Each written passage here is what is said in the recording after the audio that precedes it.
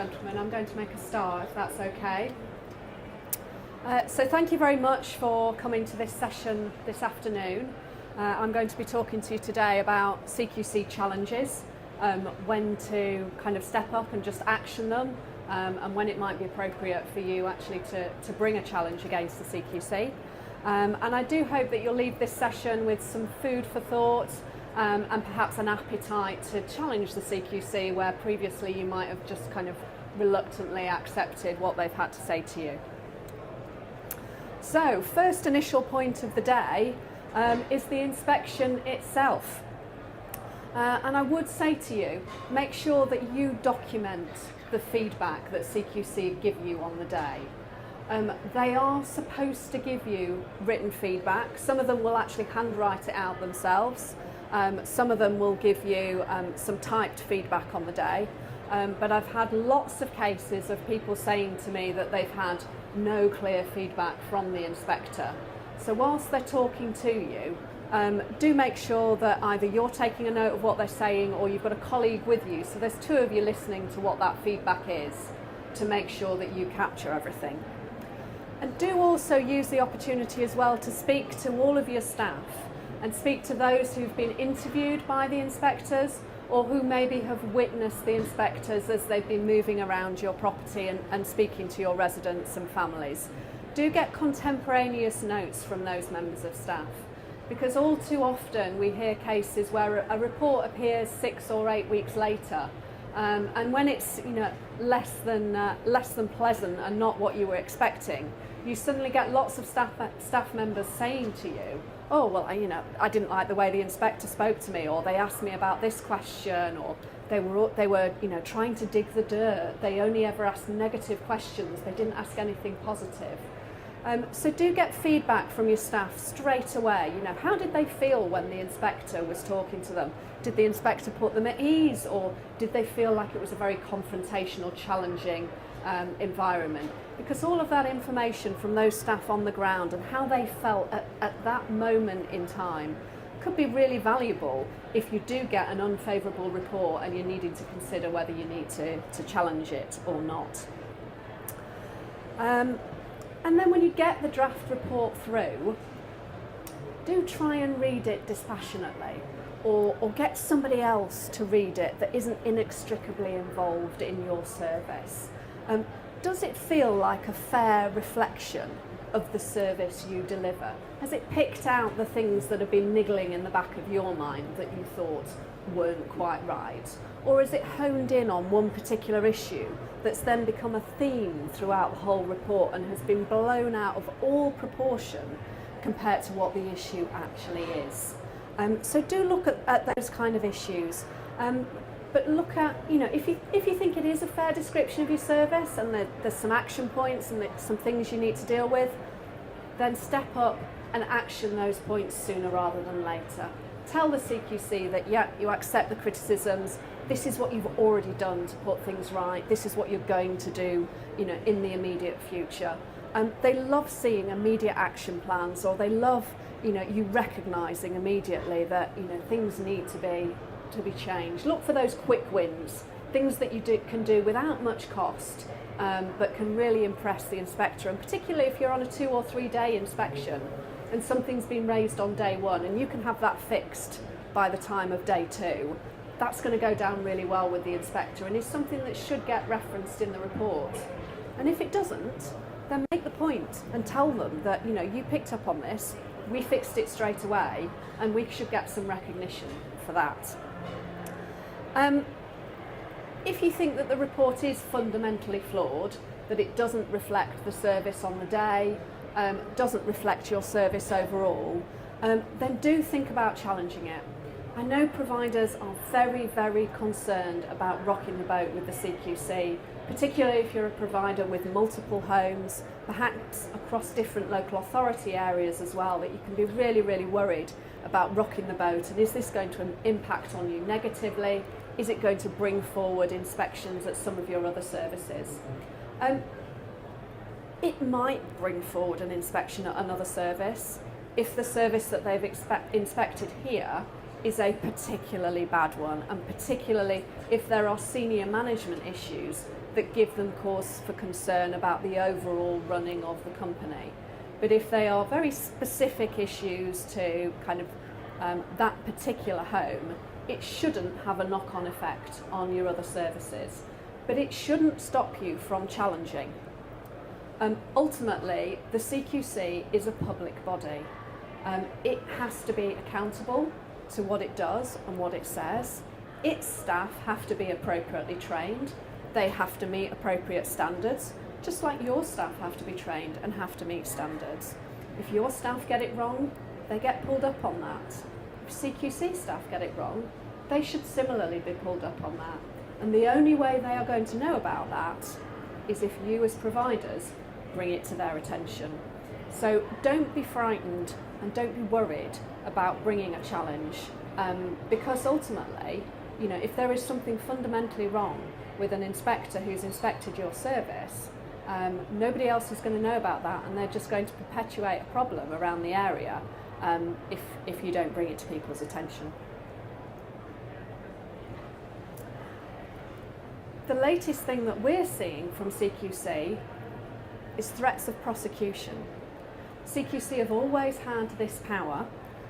There's two sets of very important regulations that you as providers should always have to hand. The first of those is the registration regulations, and they set out some very, very clear provisions that you need to comply with. And the second is the regulated activities regulations. Again, really important to have a copy of those to hand and available within your service, and to be aware of the exact wording in those regulations. CQC have always had the power, as I say, to bring a prosecution against a provider who's not following those regulations. But in the past, you've had to be really, really bad for them to take that step. Many of these regulations also apply to big NHS hospitals as well, and they are only recently seeing prosecutions being brought against them for quite serious issues. But since January, I've had somebody ring me probably every other week to say I've had a notice of threatened prosecution from the CQC. And the main thing at the moment seems to be around notification requirements, that you'll probably find within your local authority area that your notification requirements for notifying a safeguarding concern to the local authority are actually very different to those matters that have to be notified to CQC. So there will be lots of times where you've put a safeguarding through to your local authority that might have been done and dusted and cleared up within maybe 24, 36 hours. And that's the end of it. There's no further issue. Some of those might also have triggered a notification requirement to the CQC. If there's been any abuse, if there's been an allegation of abuse, if you've got a service user who's experienced any kind of injury as a result of a particular issue, those are all matters that have to be reported to the CQC. Lots of them might be issues that you deal with on a day-to-day basis that you think are something and nothing. It seems to be a particular problem with those of you who are supporting dementia residents or people with particularly challenging behaviour. They might lash out, they might throw their arms around, they might, hit the resident in the chair next to them. It's not because there's any abuse or any suspected abuse. It's not because anybody's done anything deliberately or they were setting out to harm another service user.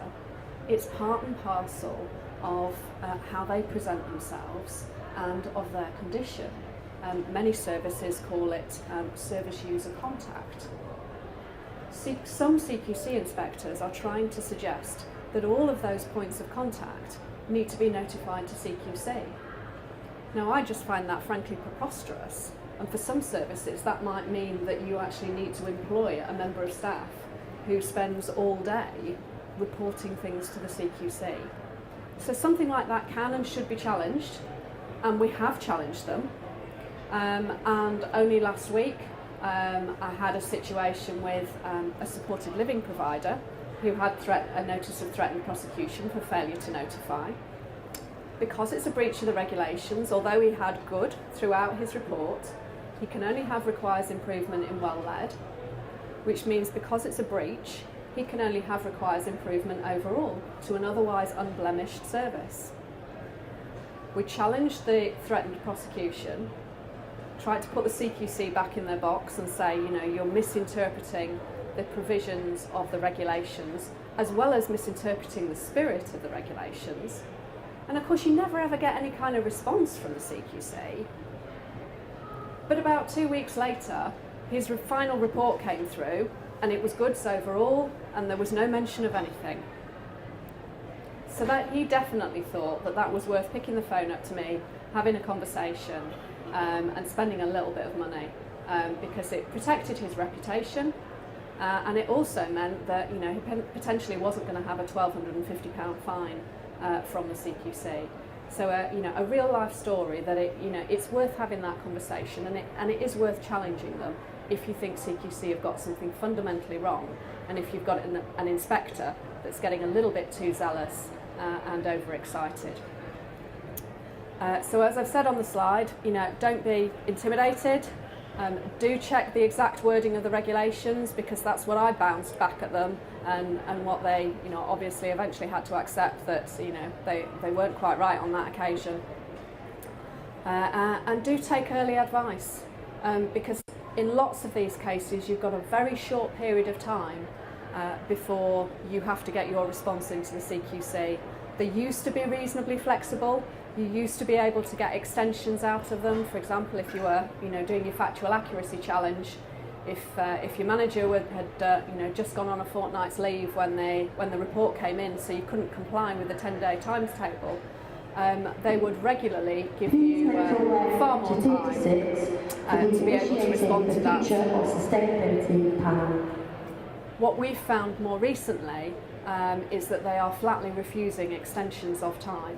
So if you are in that situation, do ask the question, because obviously if it's the manager that needs to be there and needs to be involved in putting the factual accuracy challenge together, it would be a breach of the basic principles of natural justice to not allow you an extension of time to wait for their return from holiday. But you know, by and large, our experience is that they are coming down very hard, and they are tightening everything up. So your chances of getting an extension are very limited. So do act straight away, and do take advice straight away if you think it might be necessary. But the main thing that I want to focus on today is why factual accuracy challenges to your main report are so important.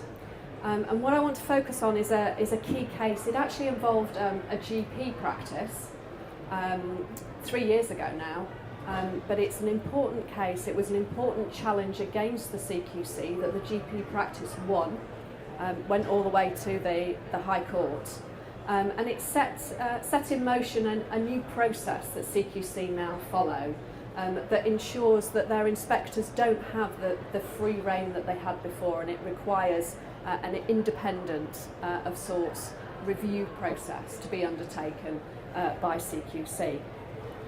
So I've just given you some examples on the slide of issues within the report, how they were challenged, what the CQC response was, and what the court said.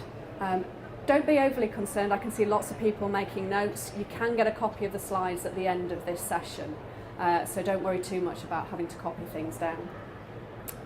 So to start with, the draft report said, and remember this was a GP practice, that the practice did not keep a register of older people to help plan for the regular review of care and treatment. And that, you know, that kind of feels like a really factual statement. You know, there was no register, and clearly they have an obligation that they have to keep a register. So the provider's factual accuracy challenge says, well, the practice does maintain, I think that should be an over 75s register, with all patients having a named GP and being offered an annual review. We've also got a robust QOF recalling system, which looks at specific chronic disease areas each month. And there's a register in the practice manager's office of all vulnerable patients that are discussed at virtual ward meetings. So, well, that seems, diametrically opposed to what the CQC said, because the CQC said there was no register, and the provider's saying, well, yes, there is. So, which is it? So the CQC response was that, well, there was a lengthy discussion with the practice manager about how the practice ensures the needs of older people are met. And we talked specifically about registers, and he, the practice manager, wasn't aware that registers were kept. No evidence was provided for this during the day, including the one referred to here, and ample opportunity was given for this during our visit. Sounds a little bit like a practice manager that kind of went to pieces when the inspectors came calling. And the High Court said none of the points provided any justification for maintaining an assertion the register of elderly patients did not exist when the practice said that it did. So if you have got a practice manager, a registered manager, perhaps the registered manager's on holiday and the deputy has to step up on the day of inspection, and they absolutely go to pieces, which happens on a really regular basis when the CQC come calling. If you can produce after the event clear evidence that something CQC are saying doesn't exist, does in fact exist, then you've very much got to force feed that information to the CQC. You've got to prove to them that that information exists. The CQC could very easily have checked the existence of the register and the annual reviews, or they could have reflected that fact post-inspection when they were advised that those registers existed. The provider could have perhaps gone one better than they did with their challenge and said, look, here's a copy of the register, or here's a screenshot of what there is on the system. It's absolutely clear that that information existed. But the inspectors decided that no, we didn't see it on the day and therefore it doesn't exist. And the court said no, that's not fair, that's not appropriate. One of the other issues that was raised in the report said that staff had not been trained in reporting accidents and incidents. Again, it's going to be fairly cut and dried. Either they've been trained or they haven't. Provider said yes, they have. The staff have been trained in this, and this is clearly documented in minutes from meetings where the training's taken place. Here's a copy of the minutes. CQC refused to make any change, and they said staff didn't report that training and guidance had been provided for them. Possibly they forgot. And we were not shown the evidence during the inspection that they'd been trained. Again, if it wasn't there on the day, we're not interested. Staff were unsure of the incident reporting process, what incidents required reporting, and they lacked confidence that actions would be taken. And the High Court response was that there is a marked difference between a failure to carry out any training of staff and legitimate criticism to be made as to the quality or effectiveness of the training. Once again, the response intimated that because the inspectors didn't see the evidence, and because the staff didn't volunteer information to them about having been trained, then that must therefore mean that the training didn't happen. And the court said that was not a fair response to the request for a change to the draft. So at the end of the case, the High Court made a formal declaration, and they said that there's an obligation on the CQC to carry out an independent review of a decision made in response to comments in the factual accuracy comments log. And on a request to do so by the inspected entity, if the ground of complaint is that a fact finding maintained in the report is demonstrably wrong or misleading, that needs correcting. So it's introduced a new step into the CQC process, and that's that somebody other than the lead inspector has to review any challenges to the factual accuracy response. In practice, it tends to be an inspection manager from a neighbouring area who shouldn't know anything about the service. So they should be looking at the draft report, the factual accuracy response, the factual accuracy challenge from yourselves, and then the proposed response from the CQC, and looking at that as to whether that's proportionate or not. Whether in practice it's actually resulted in any changes to people's reports, we have absolutely no idea, because of course that kind of information is never shared with ourselves. But you'd like to think that they've got some kind of quality assurance process going on within their walls. So the key things to take away from that case is that you must challenge any accuracies in the report at the factual accuracy challenge stage. Really do throw the kitchen sink at it. I tend to go through the report line by line and will highlight absolutely everything within that report that I think is wrong or is misleading. CQC have a very annoying habit of saying some people said this, or some people referred to this incident, and they'll use the term some people even if there is only one person who has said something to them. So even in that kind of situation, I would pull them up on that, because again it makes it very misleading about how many people are actually raising any particular issue with any particular element of your service. And that very much goes to the proportionality of the report and whether it is a fair and balanced descriptor of your service.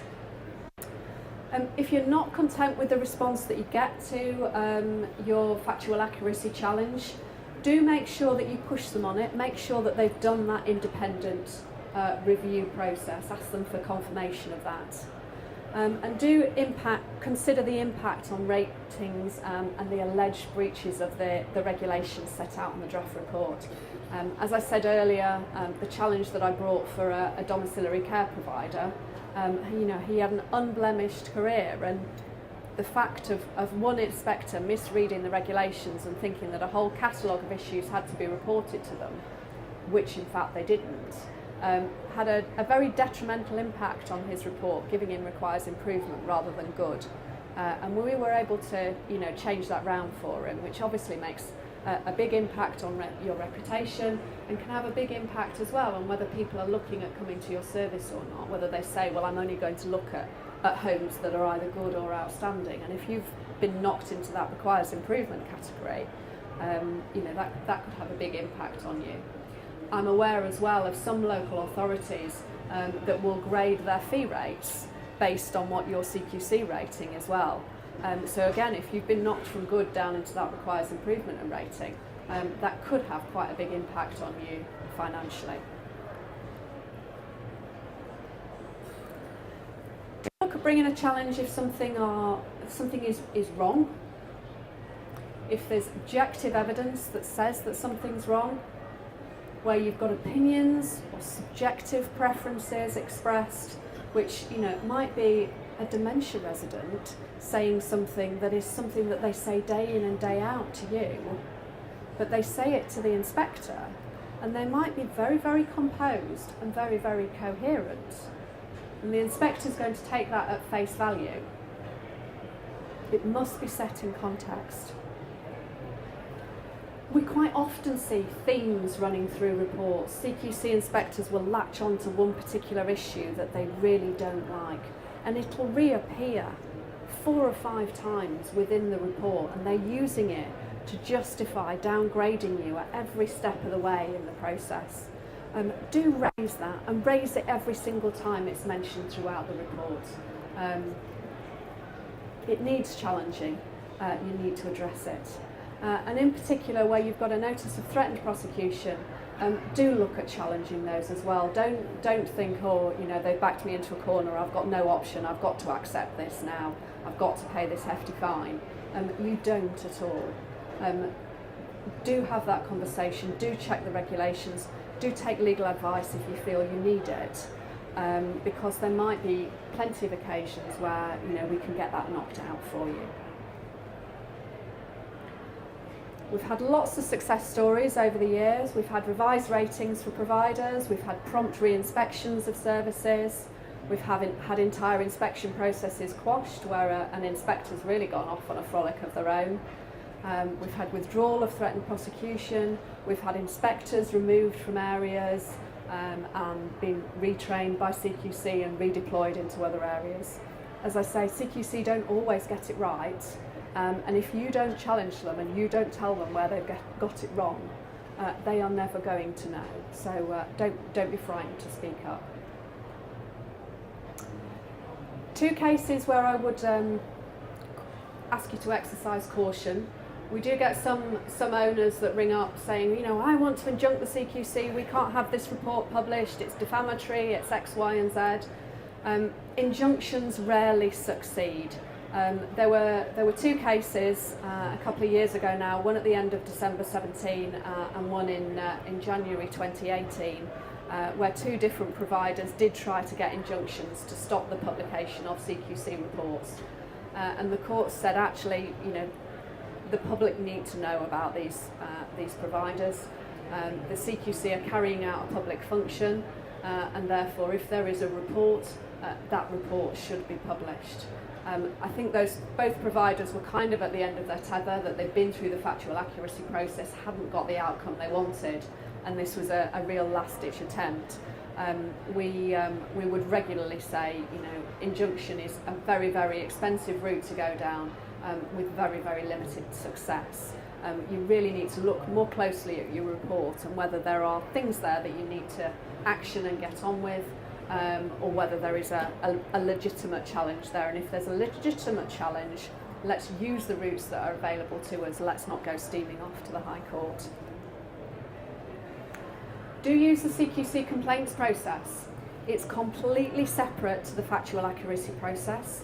They've got a separate customer services team, they've got separate complaints managers and investigators, and they will go through the whole report and they will interview everybody that was involved in the process. So this leads back to what I was saying at the outset about getting contemporaneous statements from staff members. Because if you are looking at putting a complaint into the CQC about the conduct of the inspection team on the day, and I've heard some real horror stories about the way they behave sometimes, do get that complaint in as soon as possible, and do share those contemporaneous statements from members of staff, because CQC really want to see on the ground how it's affecting people. They will look very clearly at, you know, what it is that you are complaining about. And they'll look at, you know, was the inspector approachable? Did they accept evidence from you when it was offered?